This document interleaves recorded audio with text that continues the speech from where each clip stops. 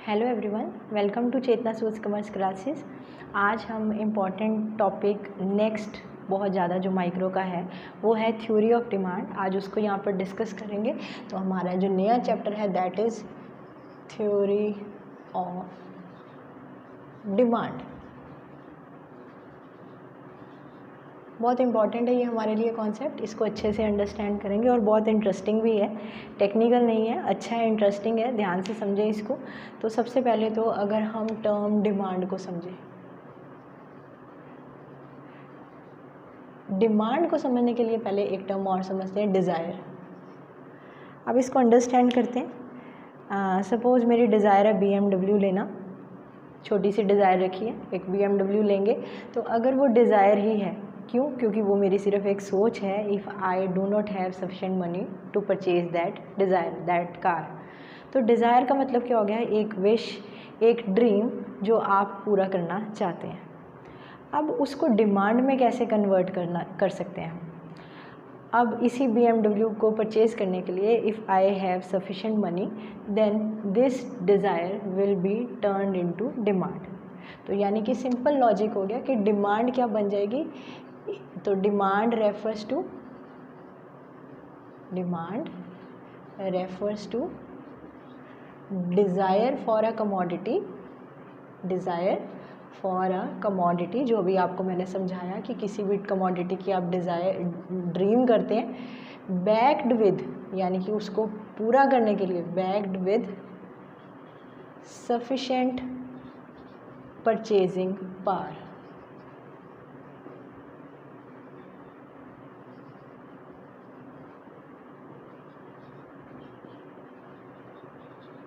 Simple. तो ये आपको अच्छे से क्लियर हुआ।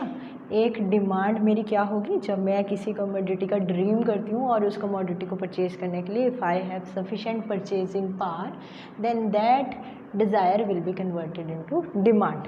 तो डिमांड अंडरस्टैंड हो गई कि डिमांड क्या हुई हमारे पास। अब हम नेक्स्ट कॉन्सेप्ट पे आएंगे और नेक्स्ट कॉन्सेप्ट हमारे पास है डिमांड एंड क्वांटिटी डिमांडेड। अब इसको अच्छे से क्लियर करते हैं। जब हमें वैसे डिमांड का लॉजिक समझ आ गया तो डिमांड फॉर कमोडिटी, अब सिंपल सी बात है, मार्केट में जितना भी प्राइस चल रहा होगा और उस अकॉर्डिंगली आप उस कमोडिटी को जितना भी खरीदेंगे तो that will make your demand for commodity. यानी कि डिफरेंट प्राइजेस पे जो डिफरेंट कमोडिटी आप क्वांटिटी खरीदेंगे that will make your demand for commodity. यानी कि quantity purchased at different possible prices, different quantities purchased at different possible prices will make your demand for commodity। और अब ये quantity demanded क्या हुआ? इसी में से निकला हुआ कॉन्सेप्ट है, कुछ नहीं, बहुत सिंपल सा कॉन्सेप्ट है कि आप क्वांटिटी डिमांडेड क्या कर रहे हैं, कौन सी क्वांटिटी को डिमांड कर रहे हैं। अगर आप एक पर्टिकुलर प्राइस पे, पर्टिकुलर मार्केट प्राइस पे एक पर्टिकुलर प्रोडक्ट को उस टाइम पे जो खरीद रहे हो that will make your quantity demanded. तो ये स्पेसिफिक नहीं है, ये मतलब अलग अलग क्वांटिटीज़ अलग अलग रेट पे जो आप परचेज़ कर रहे हो ये डिमांड फॉर अ कमोडिटी बनाएंगे। और जब quantity demanded at specific price होगी तो वो आपकी क्वांटिटी डिमांडेड बन जाएगी। क्लियर हुआ? मतलब ये एक पर्टिकुलर टाइम पे है और ये अलग अलग टाइम पे है, ठीक है ना। तो एट डिफरेंट टाइम्स भी लिखना ज़रूरी है इसमें, क्योंकि ये अलग अलग टाइम पे अलग अलग क्वांटिटीज़ अलग प्राइस पे जो आप परचेज़ करेंगे that will make demand for a commodity. और ये होगी at specific price and at specific time. तो ये डिमांड का कॉन्सेप्ट आपको अच्छे से क्लियर होना जाना चाहिए पहले कि डिमांड होती क्या है, डिमांड कमोडिटी की हम करते कैसे हैं और क्वांटिटी डिमांडेड होती क्या है। अब इसको थोड़ा सा आगे लेके जाएंगे और अच्छे से अंडरस्टैंड करेंगे। अब फिर से ह्यूमन नेचर पे आएंगे। इकोनॉमिक्स साथ में साइकोलॉजी और ह्यूमन नेचर के साथ चलती है। सोसाइटी में कैसे सेल परचेज होती है, क्या होता है, कब हम डिमांड करते हैं, सप्लाई कैसे आती है, ये सब हम इसको अंडरस्टैंडिंग को लेके चलते हैं आगे। अब ह्यूमन साइकोलॉजी नॉर्मली क्या कहती है कि higher the prices lower will be the demand, and lower the prices higher will be the demand, and vice वर्सा।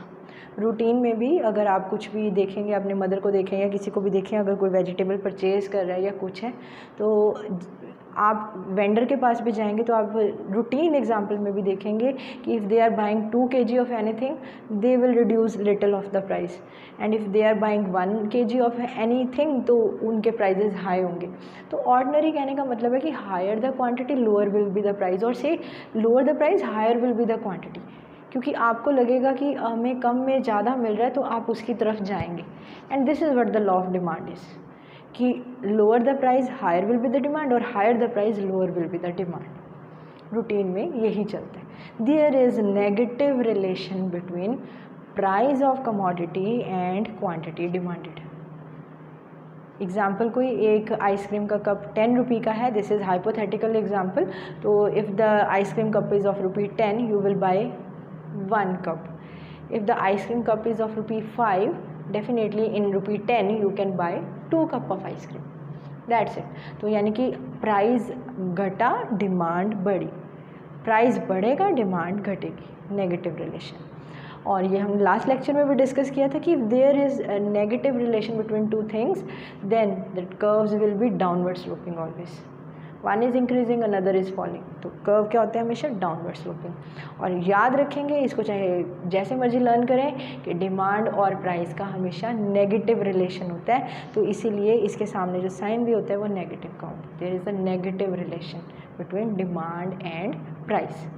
अब इसी को आगे कंटिन्यू करते हैं। जब डिमांड का कॉन्सेप्ट आपको अच्छे से क्लियर हो गया तो हम जो नेक्स्ट इम्पॉर्टेंट थिंग करेंगे वो है demand schedule.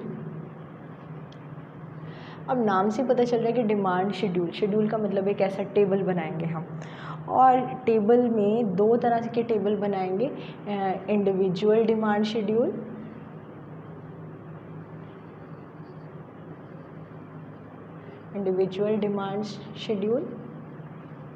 And market demand schedule.